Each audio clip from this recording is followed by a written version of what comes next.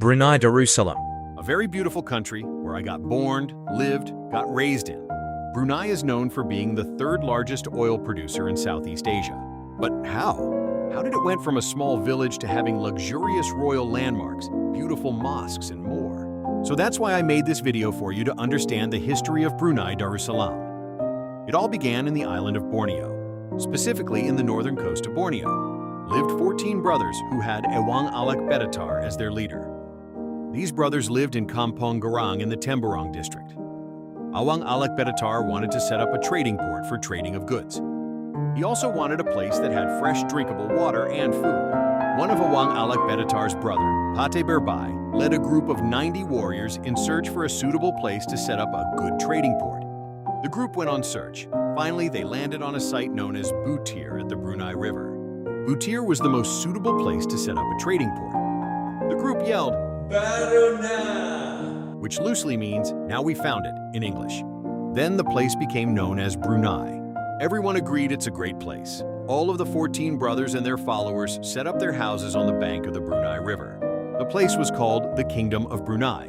Awang Alak Betatar was the first ruler of Brunei. Did you know? Traders from around the world used to call Brunei in different names. Arabian traders would call Brunei Sribuza, Chinese traders would call Brunei Poli or Pony, and Javanese traders would call Brunei Buruneng.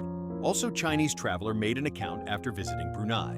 It says, Pony was a successful port which traded in camphor. It had a navy made up of nobles and orang laut, sea nomads. They had more than 100 warships to protect their trade. Unfortunately, it was weakened when neighboring kingdoms and pirates attacked it. Awang Alak Betatar set up the Kingdom of Brunei. He ruled Brunei from 1363 to 1402. During his visit to the Johor Empire, he converted to Islam and is known as Sultan Muhammad Shah. He also married the Johore Princess Puteri Dayang Pingai. He sent trade missions to China in 1371, and his name was recorded in the Ming historical records as Muhammad Shah.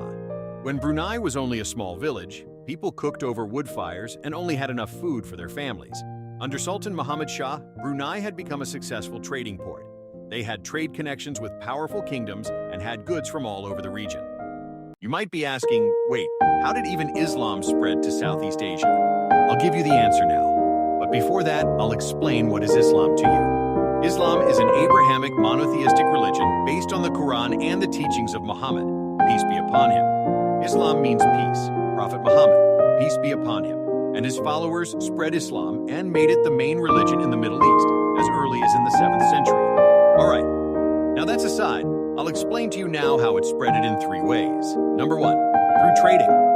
Muslim Arabs and Persians from India and the Middle East came to Southeast Asia region to trade. At the same time, they brought Islam to the people in Southeast Asia. Number 2, through popularity. Islam became very popular in Southeast Asia. The different kingdoms competed with one another because they wanted to make their port cities centers of learning Islam. One of the most powerful kingdoms that converted to Islam in early 15th century was Malacca. And finally, number 3, through conquest. In the past, powerful kingdoms ruled over smaller and less powerful kingdoms.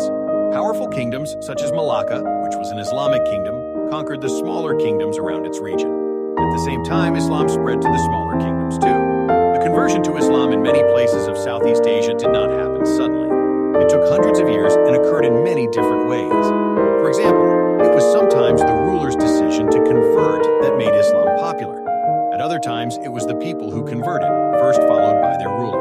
There were also other people who made Islam popular, such as missionaries. Now we will learn how Islam spread it in Brunei.